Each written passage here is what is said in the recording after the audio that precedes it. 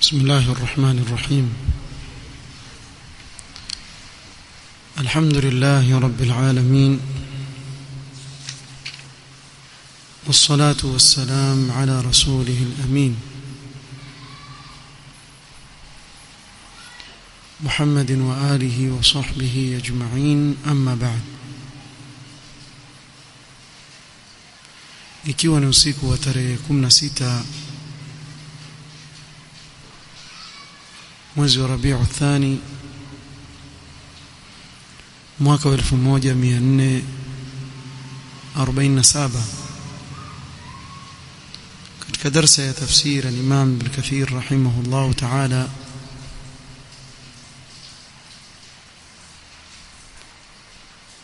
tulikuwa tuendelea kusoma tafsiri ya suratul Maida na tulifikia aya 32.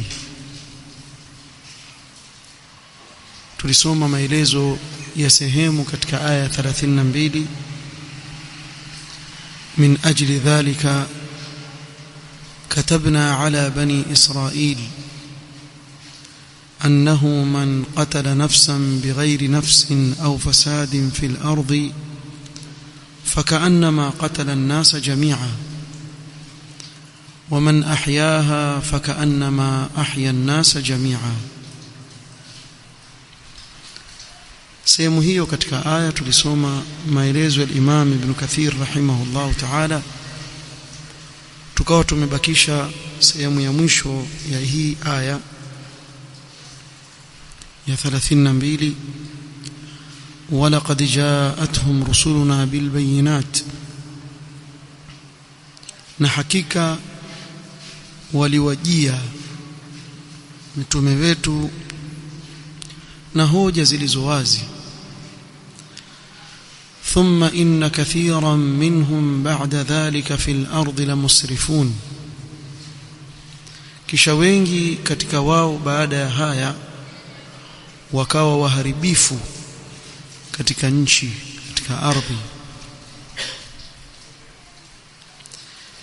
Al-Imam Ibn Kathir rahimahullah ta'ala asema qawluhu ta'ala walaqad ja'atuhum rusuluna bilbayinat ay bilhujaji walbarahini waddalail alwadhiha, na hakika waliwajilia mitume wetu na hoja zilizo wazi na dalili ambazo ziko wazi kabisa. Pamoja na kuwa mitume wa Allah waliwajilia banu Israil kwa hoja ambazo ziko wazi sana, Allah asema thumma inna kathiran minhum ba'da dhalika fil ardi lamusrifun. Hata baada hoja hizo walizosimamishiwa na mitume wao, wengi katika wao utawakuta ni waharibifu katika nchi, waharibifu sana. Na hili ni jambo ambalo mpaka leo watu walishuhudia, kwa ni watu waovu, waharibifu sana.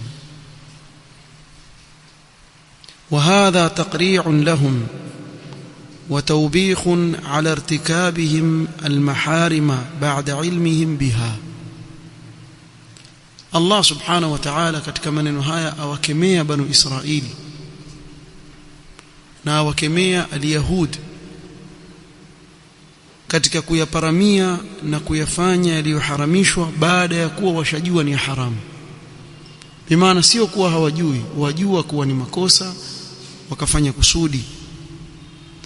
Kama kanat banu Quraidha wan-Nadhir wa ghayruhum min bani Qaynuqa' ممن حول المدينة من اليهود الذين كانوا يقاتلون مع الأوس والخزرج إذا وقعت بينهم الحروب في الجاهلية. كما لفقوا مكابيل ما يهودي بنو قريظة، بنو النظير، بنو قينقاع، هاني مكابيل ما يهودي يلikuwepo Madina wakati wa jahiliya. na wakati wa mtume sallallahu alaihi wasallam alipoguria Madina pia walikuwepo. Haya makabila yote yalikuwepo, Banu Nadhir, Banu Quraidha na Banu Qainuqa.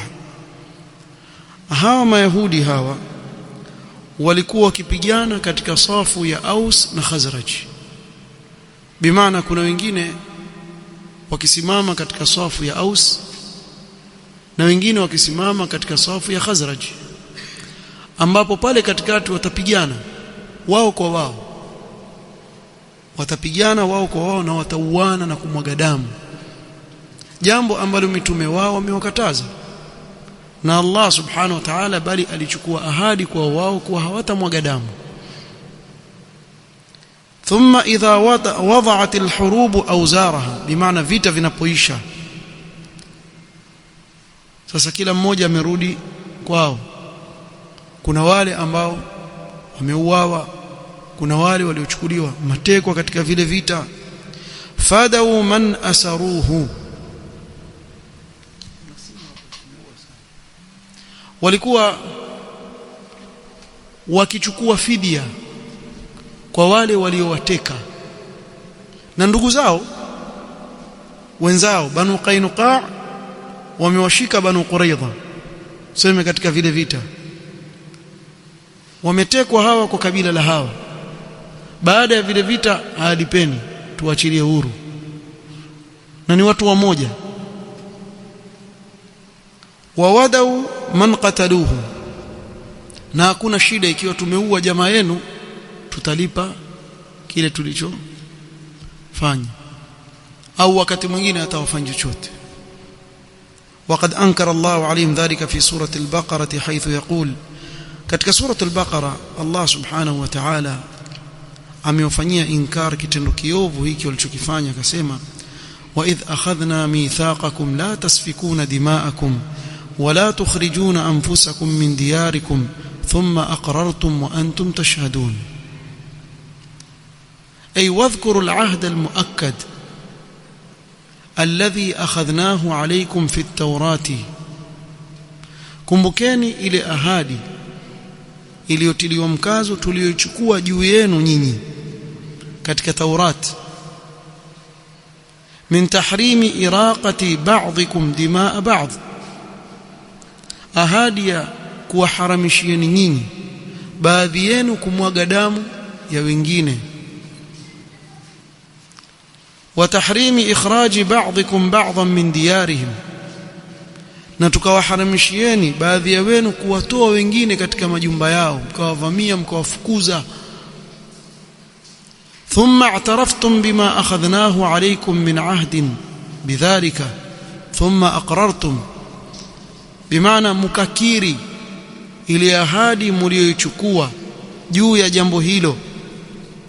Wa antum tashhaduna ala sihhatihi, na nyinyi mwashuhudia juu ya usahihi wa ahadi hiyo, kuwa mmechukua ahadi hamtamwaga baadhi yenu damu za wengine, na kadhalika hamtatoana kwenye majumba yenu kwa kudhulumiana. Allah subhanahu wa ta'ala akieleza khiana waliokuwa nayo Mayahudi asema, thumma antum haula'i taqtuluna anfusakum wa tukhrijuna fariqan minkum min diyarihim tadhaharuna alayhim bil ithmi wal udwan, ay thumma antum tukhalifuna hadha al ahd, kisha nyinyi mwikhalifu ahadi hii. fayaqtulu ba'dukum ba'dha wa taqtuluna anfusakum thumma antum haula'i taqtuluna anfusakum, maana yake si kujiua nafsi zao, yani mauana baadhi ya nyinyi kwa wengine, kwa sababu ile ndugu yake ni kama nafsi yake. Ndio ikaja ibara kwa namna hiyo, wataqtuluna anfusakum, bimaana mauana wenyewe kwa wenyewe ndugu. So mahma kan Banu Quraidha, Banu Qainuqa, wote waishia kuwa ni watu wamoja, wakawa wauana. watukhrijuna fariqan minkum min diyarihim musta'inina alayhim bil a'da'i dhulman wa 'udwanan, na baadhi yenu kuwatoa wengine katika majumba yao kwa kutaka msaada kwa maadui wasiokuwa nyinyi, kwa dhulma na uadui. Allah akasema subhanahu wa ta'ala وإن يأتوكم أسارى تفادوهم وهو محرم عليكم إخراجهم وإذا جاءوكم أسارى في أيدي الأعداء سعيتم في دفع الفدية لتخليصهم من أسرهم مع أن إخراجهم من ديارهم محرم عليكم أفتؤمنون ببعض الكتاب وتكفرون ببعض. na wakiwajieni nyinyi matekwa waliokuwa katika mikono ya maadui, basi mkimbilia katika kulipa fidia ili kuwatoa katika utumwa, pamoja na kuwa kule kuwatoa katika majumba yao ni haramu pia kwenu nyinyi. fakaifa tu'minuna biba'dhi ma fi at-taurati min wujubi fida'i al-asra, kwa wao walipa fidia kwa wale waliotekwa katika wao, lakini upande wa pili hao wenzao waweza kuwavamia na kuwatoa katika majumba yao, lakini upande mwingine wakishikwa wamepigana hao waliowafukuza wale wawasaidia katika kuwafanya nini? Kuachilia huru. Sasa Allah asema afatu'minuna biba'dhi alkitabi wa takfuruna biba'd. Hili moja ni la sawa nalifanya, hili lingine la makosa. Sasa mbona muamini baadhi ya kitabu na baadhi yake mfanya nini? Makufuru. akaendelea kutaja Allah subhanahu wa ta'ala, fama jazaa'u man yaf'alu dhalika minkum illa khizyun fil hayati ad-dunya ila akhir al-aya. Kwa Banu Israil pamoja na kuwa wamejiwa na aya za wazi, wakachukua ahadi kwa Allah subhanahu wa ta'ala, lakini hivyo hivyo wakawa ni watu waovu wanaofanya uovu katika ardhi, na hili ni jambo ambalo Allah subhanahu wa ta'ala alishuhudia katika kitabu chake. Baada ya aya hii ya 32, aya inayofuata 33, يقول الله سبحانه وتعالى إنما جزاء الذين يحاربون الله ورسوله ويسعون في الأرض فسادا أن يقتلوا أو يصلبوا أو تقطع أيديهم وأرجلهم من خلاف أو ينفوا من الأرض ذلك لهم خزي في الدنيا ولهم في الآخرة عذاب عظيم. إنما جزاء الذين يحاربون الله ورسوله، بس malipo ya wale wanaompiga vita Allah subhanahu wa ta'ala na mtume wake na wakawania kufanya uchafuzi katika nchi, wayasauna fil ardi fasada, an yuqattalu ni kuuawa hukumu yao, au yusallabu au kusulubiwa, au tuqatta aydihim wa arjuluhum min khilafin au yunfau min al-ard, au kukatwa mikono yao na miguu yao kwa mabadilisho, bimaana wakikatwa kulia mkono mguu wa kushoto, akikatwa mkono wa kushoto na mguu wa kulia kwa mabadilisho hivi ndio wanavyoadhibiwa, au kutolewa katika nchi. dhalika lahum khizyun fi dunya wa lahum fil akhirati adhabun adhim, hii ndio fedheha yao katika dunia na katika akhira watapata adhabu kubwa mbele ya Allah subhanahu wa ta'ala.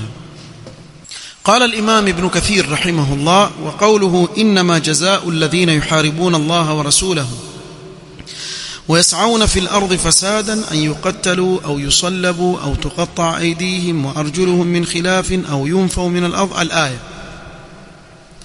قال المحاربة هي المضادة والمخالفة، كخليف كبيجا فيتا كخليف وكوضدي، وهي صادقة على الكفر وعلى قطع الطريق. نهابا ili neno muharabatullah wa rasula yaingia ndani yake mtu kukufuru akawa kafiri, jingine kuwa wale waizi wa mabavu wanaovizia watu njiani wakawaibia, sema katika waitwa highway robbers, wale wavamizi wa misafara katika njia za watu, wa ikhafati sabil, na kuwatia watu hofu katika njia yao ya safari zao. yote haya ingia katika inma jazaa'u alladhina yuharibuna Allah wa rasulahu, wanaompiga vita Allah na mtume wake. Sema hili neno hiya sadiqatun ala al-kufri wa ala qat'i at-tariqi wa ikhafati as-sabil. Aya yote ingia katika maana yake. Wakadha al-ifsadu fil ardi yutlaqu ala anwa'in min ash-sharri, kadhalika kuleta ufisadi katika ardhi hii yaingia ndani yake aina mbalimbali za shari wanazosababisha watu hawa. Rawa ibn Jarir an Ikrimah wal Hasan al-Basri qala, au wawili wamesema, Ikrimah wal Hasan al-Basri rahimahumullah, قوله إنما جزاء الذين يحاربون الله ورسوله إلى أن الله غفور رحيم، نزلت هذه الآية في المشركين. hizi aya zimeshuka kuwahusu washirikina, wasema hivyo. faman taba minhum min qabli an taqdiru alayhi, yoyote mwenye kutubia, bimaana akaingia katika Uislamu kabla hamjamkamata, kabla hamjamshika, wakati akiwa katika hali ile aliyokuwa nayo mwanzo ya kufuru, lam yakun alayhi sabilun, sasa huyu hamwezi kumwadhibu, itabidi mfanye nini? Mumwachie. Ndio hii aya, illa alladhina tabu min qabli an taqdiru alayhim, isipokuwa wale waliotubia kabla hamjawatia nguvuni, hamjawakamata, basi jueni wa Allah ni mwenye msamaha na mwenye kurehemu. وليست تحرز هذه الآية الرجل المسلم من الحد إن قتل أو أفسد في الأرض أو حارب الله ورسوله ثم لحق بالكفار قبل أن يقدروا عليه، لم يمنعه ذلك أن يقام عليه الحد الذي أصابه. hapa katika tafsiri al-Hasan al-Basri na Ikrima, wao wasema hii aya haingii ndani yake Muislamu ambaye ametekeleza jambo ambalo lastahili kusimamishiwa haddi. Kwa mfano, Muislamu hawezi kuikimbia haddi kuwa ameua, akaleta ufisadi katika ardhi, akampiga vita Allah na mtume wake kwa maana tulioeleza, kisha akaenda kwa makafiri akartadi, kisha kabla yeye kutiwa nguvuni akatubia. Sawa, akatubia akarudi sawa sawa katika Uislamu, akatubia, lakini huku nyuma tayari ashafanya nini? Ashaua, ashafanya kadha, ashafanya mambo aliyofanya. Maadamu huyu alikuwa ni Muislamu, basi yeye hatoki, bimaana hii hukumu haimpati yeye, bali atasimamishiwa haddi ya kuua na kufanya yote aliyofanya huko nyuma. Hasema lam yamna'u dhalika an yuqama alayhi al-hadd alladhi asaba, kwa haizuie kusimamishwa ile haddi aliyoifanya. Yule ambaye hasimamishii haddi ni yule ambaye wakati ule akifanya vile alikuwa katika nini? Katika ushirikina. Umeelewa? Nafikiri tofauti. Kuna huyu Muislamu, yeye ni Muislamu, lakini akafanya kazi ya kuibia watu kwa mabavu, akaua, akaiba mali, akatia watu hofu, akafanya aliyofanya, akaritadi aswa, akatoka katika Uislamu, kisha akatubia, akarudi katika Uislamu, akatangaza kwa mimi basi ile kazi sifanyi tena, nishatubia, nimerudi kwa Allah. Lakini huku nyuma amewaua watu. Kwa huyu ambaye alikuwa Muislamu akaingia kwenye kufuru, akarudi katika Uislamu, akatubia kisawa sawa, hilo jambo halijamzuia yeye kufanywa nini? Kusimamishiwa haddi. Atalipizwa kisasi kama vile alivyofanya. Na wa pili ni mshirikina, yeye si Muislamu, ni kafiri. Kafiri akaua, akawa ni mwivi wa mabavu, yale ameyafanya huyu yeye akayafanya, kisha akasilimu, akatubia, akayawacha yale. Huyu ndiyo hukumu hii ya mjia kuwa atafanya nini? Ataachiwa, sababu alikuwa tangu na hapo ni kafir, si Muislamu. Umeelewa? Hii ndiyo tafsiri ya Ikrima na al-Hasan al-Basri rahimahumullah ta'ala. umeeleweka? طيب. ورواه أبو داود والنسائي من طريق عكرمة عن ابن عباس قوله إنما جزاء الذين يحاربون الله ورسوله ويسعون في الأرض فسادا نزلت في المشركين. ابن عباس بيكسema hii aya imeshuka wanaokusudiwa hapa ni wale waliokuwa katika nini? Shirki, kisha wakatubia. Man taba minhum qabla an yuqdara alayhi, anayetubia katika wao kabla ya kutiwa nguvuni, lam yamna'hu dhalika yuqama alayhi alhadd alladhi asabahu. Kinyume na kauli ya al-Hasan al-Basri. Ibn Abbas asema haimzuii yeye kutubia kwake kusimamishiwa haddi. Mfahamu? Yani kiufupi itakuwa kauli ibn Abbas ni kinyume na kauli al-Hasan al-Basri na Ikrima. Bimaana Ibn Abbas ni kwa kauli hii alinukuu hapa akusudia kuwa hii aya imeshuka kuwa washirikina, nazalat fil mushrikin man taba minhum qabla an yuqdara alayhi lam yamna'hu dhalika an yuqama alayhi al-hadd alladhi asaba. Kuwa mshirikina hasalimiki na hilo, yeye pia atasimamishiwa haddi ile aliyopata. Kwa hiyo itakuwa kwa Ibn Abbas hii aya ni muislamu akitubia fanya nini? Halipizwi kisasi. Unafahamu? Lakini mshirikina atalipizwa, kinyume na alivyosema al-Hasan al-Basri na Ikrima. Na hii kauli ya pili, hii kauli Ibn Abbas, ndio walioitendea kazi masahaba, kama tutakavyoona mbele hapa matukio kadhaa yaliyotokea wakati wakiwa masahaba ni maamiri, na wako waliofanya vitendo kisha wakafanya nini? Wakasamehewa baada ya kuwa wametubia kwa Allah subhanahu wa ta'ala. Na hiyo tutakuja kuizungumzia hapa mbele inshallah. قال والصحيح أن هذه الآية عامة في المشركين وغير ممن ارتكب هذه الصفات. ابن كثير اسمع قول صحيح ni kwa hii aya ya wagusa wote washirikina na wasiokuwa wao wakifanya au wakiwa na sifa hizi, kama rawahu al-Bukhari wa Muslim min hadith Abi Qilabah wasmuhu Abdullah ibn Zaid al-Jirmi al-Basri an Anas ibn Malik anna nafaran min Ukl 8. Kuna kikundi katika kabila hili alilolitaja hapa la Ukl. Hii hadithi tuiache hapa, nitawasomea maelezo ya hadithi alafu itakuwa tushaieleza hadithi yote. Wakati wa Mtume sallallahu alaihi wasallam kulikuja watu min Ukl wa Uraina, kabila la Ukl na Uraina walikuja kwa Mtume sallallahu alaihi wasallam. قدموا المدينة على النبي صلى الله عليه وسلم وتكلموا بالإسلام، بمعنى وكسليموا كمتوم صلى الله عليه وسلم وكذيريشا وإسلام. فقالوا وكمنبيا متوم صلى الله عليه وعلى آله وسلم baada ya kuwa wamekuja Madina na kudhihirisha na kutamka kalimatu tauhid na kudhihirisha Uislamu, ولكنهم كرهوا الإقامة بالمدينة لما أصابهم من الداء في أجوافهم. hawa mabwana wakachukizwa kukaa Madina kwa sababu walipatwa na maradhi katika matumbo yao, matumbo yakavimba walivyokuwa wamekaa wapi? Madina. فقالوا يا نبي الله إنا كنا أهل ضرع أي ماشية وإبل ولم نكن أهل ريف أي أرض زرع وخصب. sisi ni wachungaji, bimaana kule tulikokuwa ilikuwa tunachokula ni nyama, maziwa, vitu hivyo.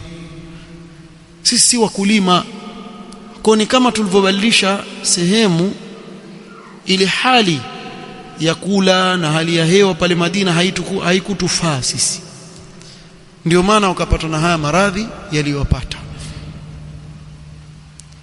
Kwa hiyo wakamwambia Mtume sallallahu alaihi wasallam, sisi hadi yetu ni wastawkhamu almadinata ay lam tuwafiqhum fi jawiha wa hawaiha. Mji wa Madina haukuwafikiana na afya yao, ile hali ya hewa ya pale Madina na hali ya mazingira ya pale Madina.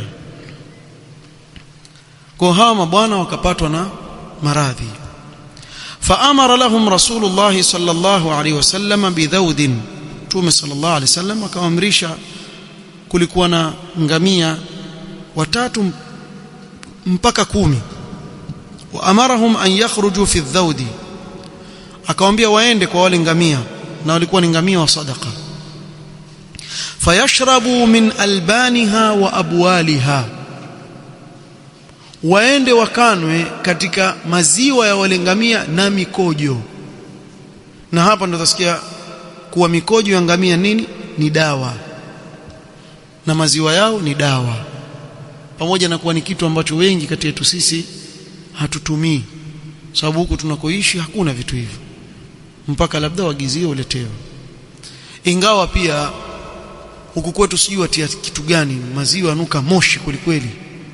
Kuna njia wao watumia katika kuhifadhi yale maziwa, kwa sababu wenda kuyachukua kule mbali, wasema watia moshi kwenye chupa kisha watia yale maziwa ili yasioze. Sasa watu wengi akinwa kinaisha, yani hapendi. Sasa wengine kunwa tu kwa sababu ni dawa, utafanyaje? Lakini maziwa ya ngamia hayaonjeki vile, mpaka baadhi ya watu wafikiria maziwa ya ngamia onjeka vile. Maziwa ya ngamia mazuri tu, mazuri sana. Tena ukipata pale pale ule ngamia wakamuliwa, chukua kunwa, mazuri sana na yana afya sana kuliko maziwa mengine, yana afya sana. Almuhimu, Mtume sallallahu alaihi wasallam akawaambia hawa mabwana waende katika wale ngamia wa sadaqa, wakanwe katika maziwa yao na mikojo, min albaniha wa abwaliha. Sasa wewe usiangalie sijui makafiri wasema mtume wao anaambiwa ni mkojo wa ngamia, wewe hutaki kunywa, usinwe. Hukulazimishwa. Kuna kina masahaba walikuwa wakienda kutafuta mkojo wa ngamia wakinwa, ni maradhi mtu anayo kanwa na ikawa ndawa, kama alivyoeleza Mtume sallallahu alaihi wasallam. Sasa kuna baadhi ya watu wataanza kusema hakukusudia hivyo. Ankusudia hivyo. Maziwa na mikojo ya ngamia ni dawa, na wako watu watumia na ikawafaa hii dawa katika maradhi mbalimbali. Na mfano wake ni kama mfano wa Mtume sallallahu alaihi wasallam kuzungumzia suala la nzi akiingia katika kinywaji, kuwa mtumbukize ndani umtoe kisha kunwa, haikudhuru inshallah, sababu ubawa wake mmoja ambao ndio huangukia yule nzi una maradhi na wapili una dawa. Hasa kuna watu wengine wakisikia kufar wakizungumza kwa madharau maneno haya ya Mtume sallallahu alaihi wasallam, kuna wengine wameathirika pia wakaikanusha hii hadithi kwa fikra zao na akili zao, na kuna wengine wakaja na kali, kama ikhwa juzi wanaeleza. Kuna mmoja asema wale nzi ni wale nzi wa masahaba, si nzi wa sasa hivi. Kuna masahaba nzi jamani? Makhurafi wana taabu hawa wewe. Yani mtu asema maneno hata afikiria zungumza nini, ati wale nzi wa kisahaba sasa wale sawa, lakini hao nzi wetu hawa nzi ni nzi tu, yule tu. Na maneno ya Mtume sallallahu alaihi wasallam yatabakia kutumika la qiyam saa, hayakuzungumzwa yale kwa ajili ya wakati ule peke yake, bali kila wakati. Wewe chukua kitu kimoja, ikiwa huwezi, hukulazimishwa, usinwe, wacha. Ikiwa wewe huwezi kutumbukiza yule nzi kisha ukamtoa ukano kile kinywaji, kiwache. Usifanye istihza na maneno ya Mtume sallallahu alaihi wasallam. Hakukwambia Mtume sallallahu alaihi wasallam kuwa lazima unwe kile kinywaji, la, si lazima. Ikiwa anta tatakazzaz, unamwona nzi anaingia, hata ukimtumbukiza ukimtoa utakuwa uwezi kunwa, usinwe. Basi mimi siwezi kunwa, si basi. Kama unataka kumwaga inchafuka nani, mwaga. Wamwaga la. Ikiwa mtu hawezi kunwa, kwa hiyo hataki kunwa, basi asinwe, awache. Hakuna mtu akunwa, utafanyaje? Mtu asema mimi anaingia nzi bwana, siwezi kunwa, basi wacha. Kama kuna paka pale, kama ncha ya maziwa utampa, kama nani. Almuhim, usifanye istizana nini na hadithi ya Mtume sallallahu alaihi wasallam, na hadithi ya kusema kuwa lazima unwe. Nzi aliingia, tia ndani kunwa, lazima. Hakusema hivyo Mtume sallallahu alaihi wasallam, lakini ametufundisha njia kuwa yule nzi ukimtia ndani, ukimtoa, basi usiwe na hofu wewe, kile kinywaji chako kiko salama, kunwa. Sasa wewe usiyetaka kunwa, usifanye istihza, wewe wacha tu, usinwe. Utaki wewe, wacha. Almuhim, hawa mabwana wakaambiwa wanwe katika maziwa ya wale ngamia na mikojo. Wakanat al-ibilu tar'a kharij al-madinati anadhak, wakati ule ilikuwa ngamia wakilishwa nje ya Madina, nje ya mji wa Madina. وكان على هذه الإبل التي أرسلهم إليها رسول الله صلى الله عليه وسلم راع يرعاها. na hawa ngamia Mtume sallallahu alaihi wasallam alikuwa amemweka mmoja katika masahaba awachunge wale ngamia, kwa wao wakaenda pale na yule mchungaji wa Mtume sallallahu alaihi wasallam. فانطلقوا حتى إذا كانوا ناحية الحرة وهو مكان في المدينة ardhuhu dhatu hijaratin sudin kaannaha ihtaraqat bin nar. Ukienda Madina, ukielekea Madina, ukiwa karibia Madina, utakuta katika barabara iliyoelekea pande za kulia na kushoto kuna mawe meusi, ni kama yamechomeka na moto, inaitwa al-harra, zile sehemu zile. Kwa hiyo wakawa katika sehemu kama hiyo. Wasahhat ajsamuhum wasaminu, hawa mabwana kwa kunwa ile maziwa na ile mikojo wakapona, miili yao ikarudi na siha, mpaka wakaanza kunona, ikawa ile miili sasa yafunguka kwa kunwa maziwa ya ngamia. Waraja'at ilayhim alwanuhum ba'da an sharibu min albani al-ibli wa abwaliha, rangi zao zikarudi za ngozi sawa sawa, sababu kinwa maziwa ngamia wewe utaona ile siha inayokuja katika mwili wa mwanadamu ni nzuri sana, mpaka katika ngozi yake, ngozi zao zikarudi sawa sawa wale mabwana kwa kunwa maziwa na mikojo ya wale ngamia. Walipoona wamepata siha, kafaru ba'da islamihi, wakakufuru wale mabwana, wakartadia. Waqatalu ra'iya an-nabi sallallahu alayhi wasallam yasaran, na huyu sahaba Yasar wakamuua.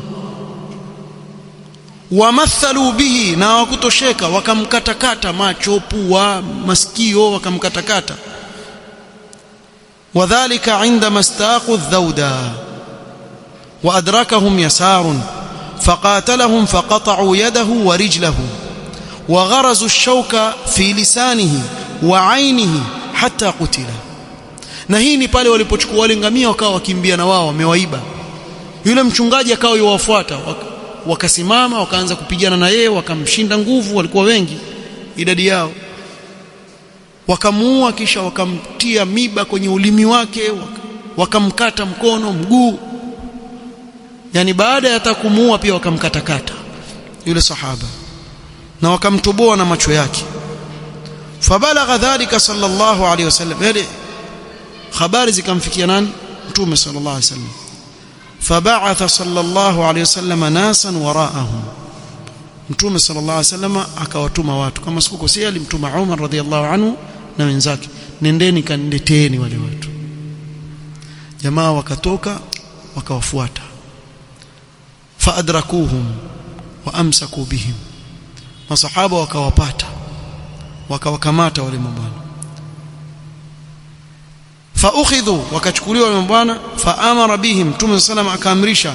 Fasamaru a'yunahum, wakiwa haya akaanza toboeni macho na msumari, macho yao akatobolewa na msumari wakiwa hai, si wali mtoboa macho ile, akatobolewa macho.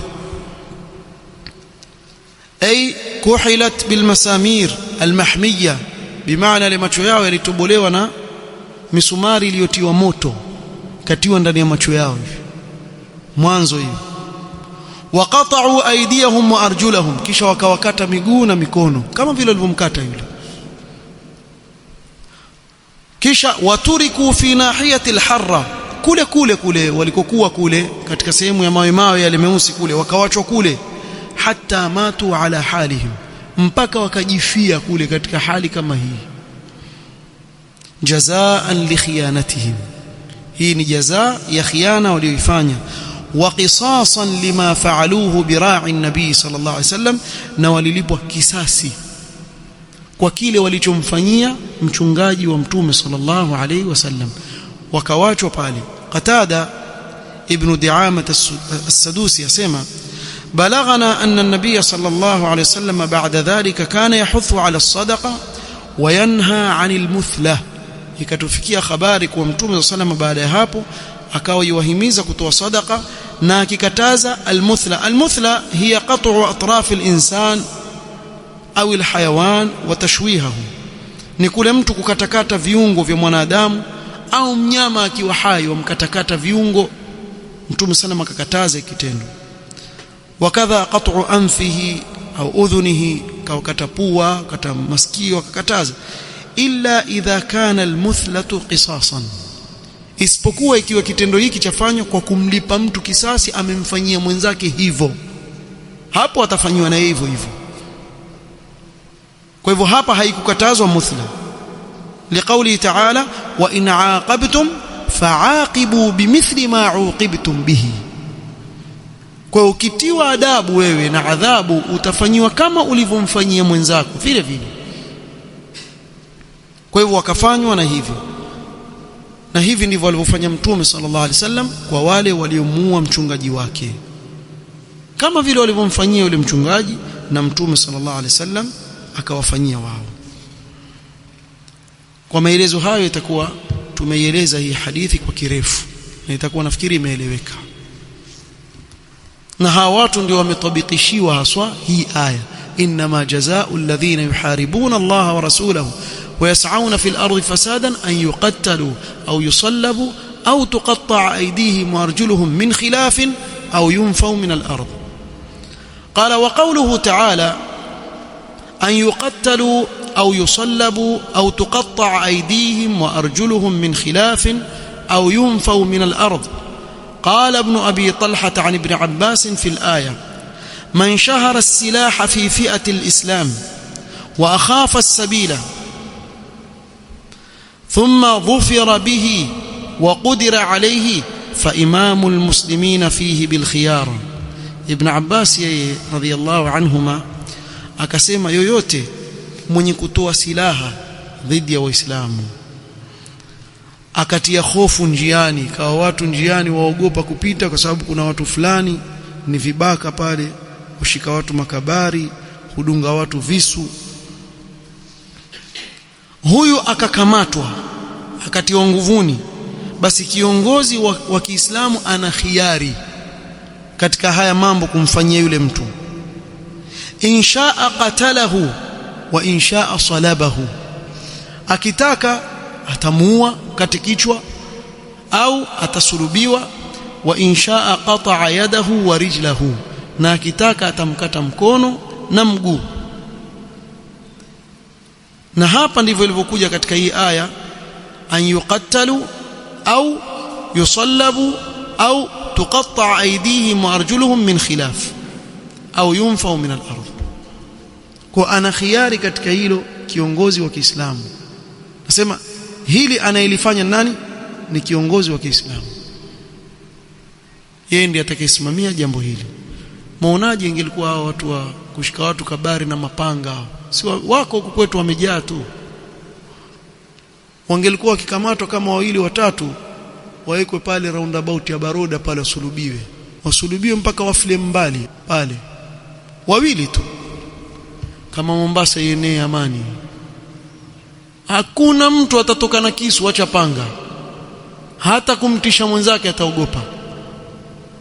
Lakini sheria ya Allah subhanahu wa ta'ala ikisimama na viongozi wakaitabikisha biidhnillah ta'ala, amani watafaidika katika mambo yao ya kidunia kabla ya akhira.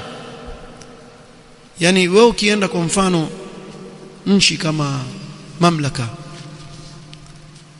time yoyote wewe toka utembee, hakuna mtu kufanya chochote, watembea ukiwa na furaha yako na utulivu wako. Tena haswa al-Haramain, uende Makka au uende Madina, time yote wewe enda zako msikitini, warudi nyumbani, warudi kwenye funduki yako, huna wasiwasi kabisa. Hebu jaribu wewe pita Kisauni hivi usiku, ikifika saa 4 ama Kongoea hivi wapita, tena watu wakamatwa sona zile CCTV zile, wajulikana sura yake ni huyu na huyu na huyu, na kesho watafanya tena tukio hilo, utasikia mahali pengine pia limfanyika, sababu hakuna anayewatambua wanadamu kama yule aliyewaumba, Allah subhanahu wa ta'ala. Yeye ndio yajua hawa dawa yao nini. Kwa hivyo kiongozi ana khiari ya kufanya moja katika haya. وكذا قال سعيد بن المسيب، سعيد المسيب ومجاهد وعطاء والحسن البصري وإبراهيم النخعي والضحاك. وروى ذلك كله أبو جعفر بن جرير. ومستند هذا القول أن ظاهر أو للتخيير كما في نظائر ذلك من القرآن. na hii kauli wametegemea kuwa hili neno au ni kuwa likija katika Qur'an maana yake mtu amepewa nini? khiari katika vile vilivyotajwa pale, na mfano wake uko katika aya nyingine za maamrisho mengine, ka kaulihi fi jazai as-saidi, jazaa ya mtu anayewinda mnyama akiwa katika ibada yake ya haji au umra, fajazaa'un mithlu ma qatala min an-na'am yahkumu bihi dhawa 'adlin minkum hadiyan baligha al-ka'bati au kafaratun ta'amu masakin au 'adlu dhalika siyama. Kwa hivyo hapa amepewa khiari katika hivi vitu, imma atachinja kama mfano wake. Kwa mfano amewinda swara, atachinja nini? Mbuzi. Fahamu?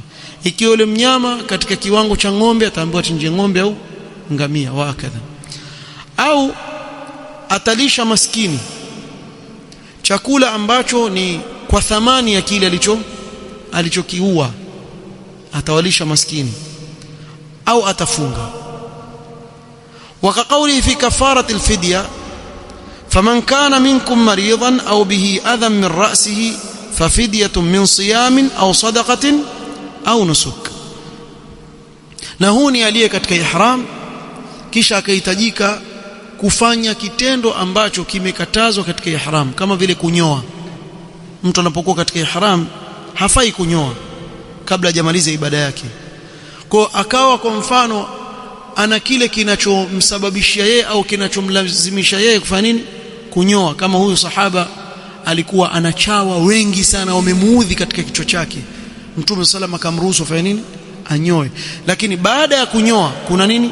Fidia, atakana alipe min siyamin au sadaqatin au nusuk, kufunga au kutoa sadaqa au kuchinja.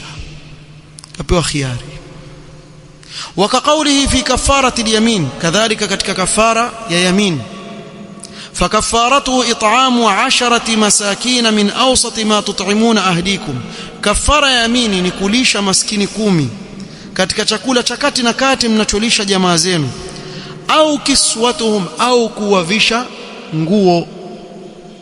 Kwa mfano ukaenda ukanunua kanzu zako 10, badala ya kuwalisha maskini 10 ukanunua kanzu 10 ukawapa maskini 10.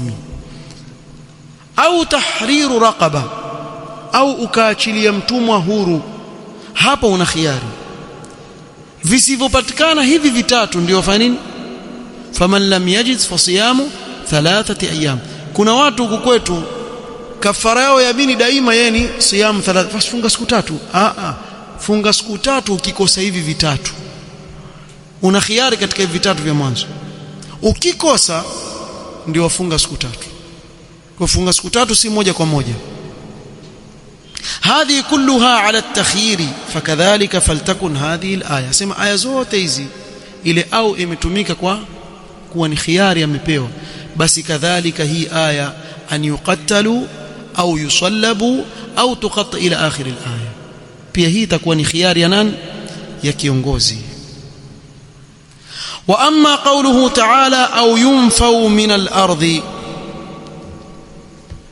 قال بعضهم هو أن يطلب حتى يقدر عليه فيقام عليه الحد. maana yake au yunfau min al-ardi ni kuwa atafutwe yule bwana aliyefanya kitendo kile mpaka akamatwe ili asimamishiwe haddi yake.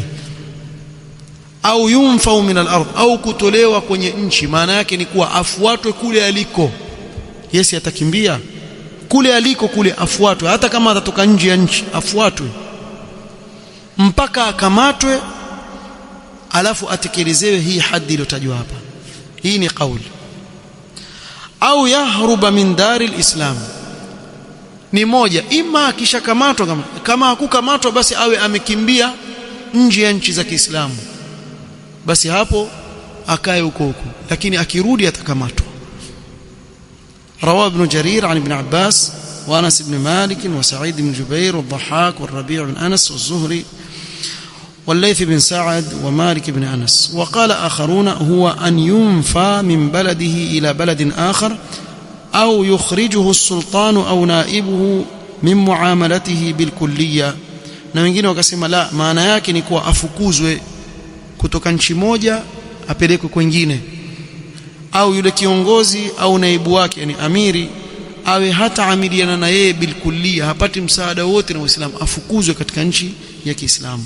وقال سعيد بن جبير وابو الشعثاء والحسن والزهري والضحاك ومقاتل بن حيان إنه ينفى ولا يخرج من أرض الإسلام. asema ni kweli apelekwe nchi nyingine, lakini asitolewe nje ya ardhi ya nani? Ya Waislamu. وقال آخرون المراد بالنفي ها هنا السجن, na wengine wakasema hapa kinachokusudiwa ni jela, bimaana afungwe jela yule anayetia hofu watu.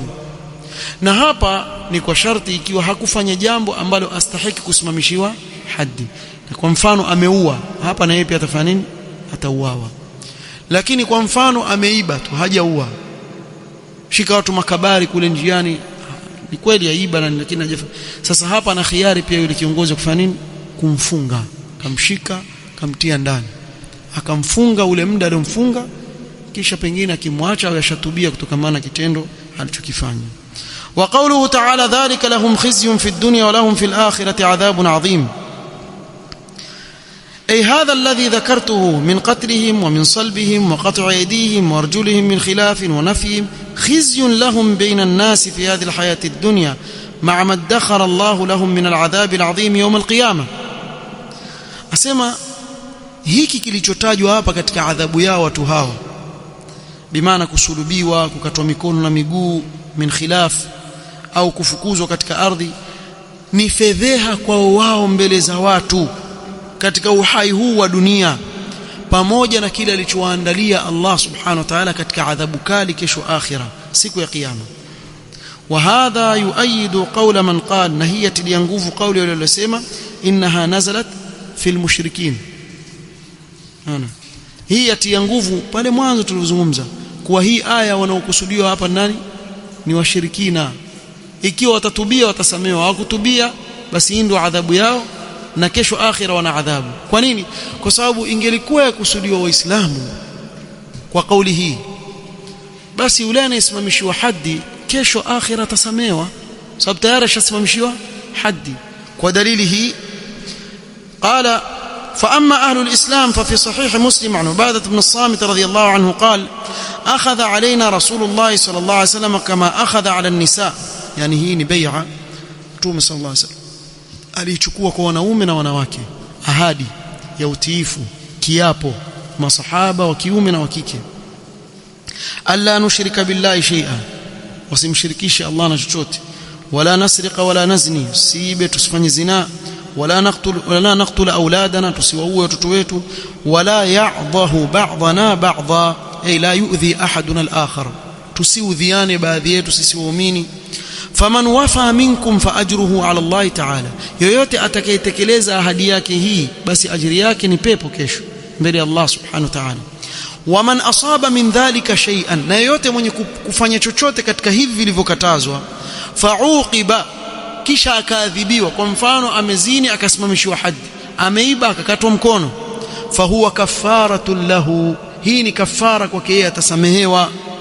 Waman satarahu Allahu, na yule ambaye Allah atamstiri, bimaana ameiba hakushikwa, amezini hakuonekana, na sawa sawa ni ajistiri, aombe maghfira kwa Allah subhanahu wa ta'ala. Inshaa adhabahu wa inshaa afa anhu, Allah akitaka atamuadhibu, akitaka atamsamehe. Kwa hiyo hii hadithi ni dalili ya wazi kuwa Muislamu anapofanya jambo la haddi akasimamishiwa haddi, basi huyu tayari ashafanya nini? Ashasamehewa, hakuna adhabu kesho akhira. Lakini hii aya sasa hapa yasema nini? Dhalika lahum khizyun fi dunya wa lahum fil akhirati adhabun adhim, bado kuna adhabu kule mbele. Ndio akasema hii aya yaonyesha kuwa kauli ya wale wanaosema kuwa wanaokusudiwa hapa ni washirikina ndio kauli iliyo na nguvu, sababu washirikina ndio watakaoadhibiwa hapa duniani na kesho akhira. Nafikiri itakuwa imeeleweka. Mbona uniangalia hivyo? Umeelewa vizuri? Haya, yani tumetaja katika hii aya huko nyuma kuwa Allah subhanahu wa ta'ala alipozungumzia akasema illa alladhina tabu min qabli an taqdiru alayhim fa'lamu anna Allaha ghafurur rahim, ni nani katika wale waliofanya madhambi haya makubwa yaliyotajwa hapa ambaye akitubia atasamehewa yote yaliyopita kule nyuma, hata kama ameua, amefanya nini, asamehewa kila kitu. Wanawavyuoni wengine wakasema hata akiwa ni Muislamu alikuwa akifanya vitu hivyo akatubia atasamehewa. Wengine wakasema la, ikiwa ni Muislamu atasimamishiwa haddi kwa sababu alikuwa yajua kama ni makosa yale kuua na kufanya vitendo vingine. Lakini ikiwa ni mshirikina akasilimu, basi ni kama ule Uislamu umefuta yale yote kule nyuma, atasamehewa. Umeelewa?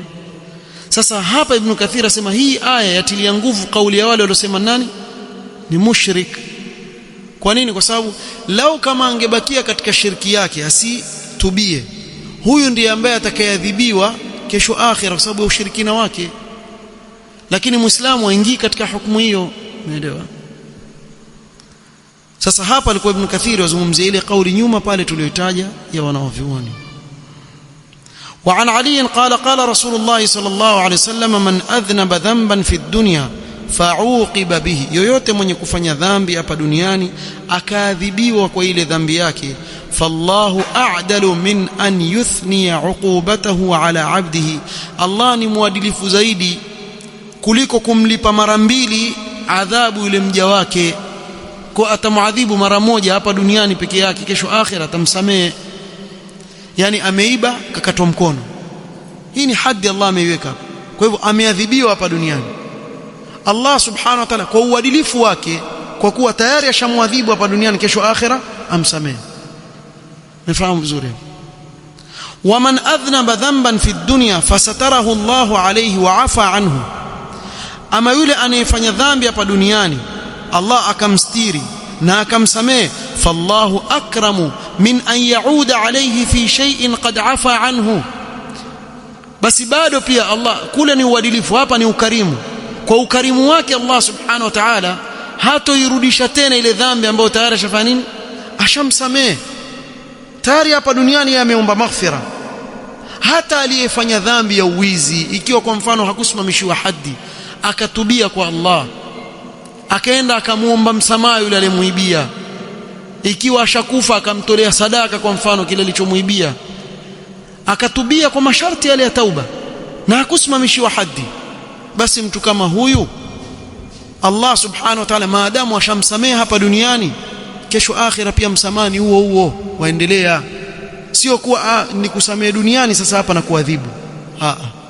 Allah ni mkarimu subhanahu wa ta'ala. Kwa kule tusema ni mwadilifu, hapa tusema nini? Ni mkarimu. So amiliana naye kwa ukarimu.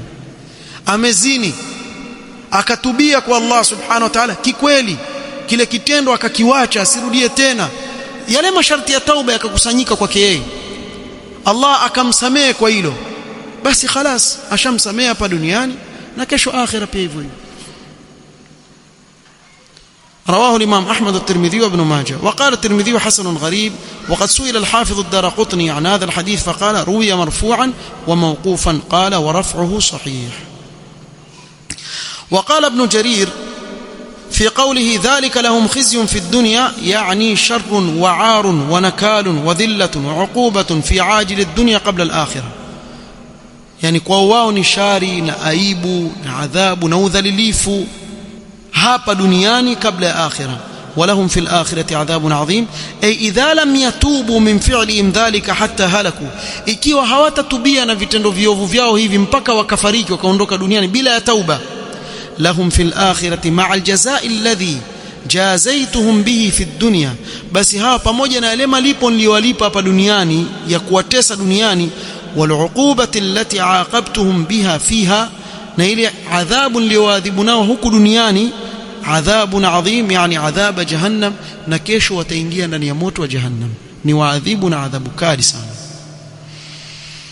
Mas'ala inayofuata, tasqutu hududul muharibina idha tabu qabla alqudrati alayhim. Kama tulivyotaja hapo mwanzo, kuna ikhtilaf baina wanavyuoni ni nani anayesamehewa anatubia kutomana na maovu haya yaliyotajwa katika hii aya, ikiwa atatubia. tutakuja kueleza insha Allah taala, sababu ya wakati nitasimamia hapa. Barakallahu fikum, subhanakallahumma hamdik, ashhadu an la ilaha illa anta astaghfiruka wa atubu ilaik. Barakallahu fikum.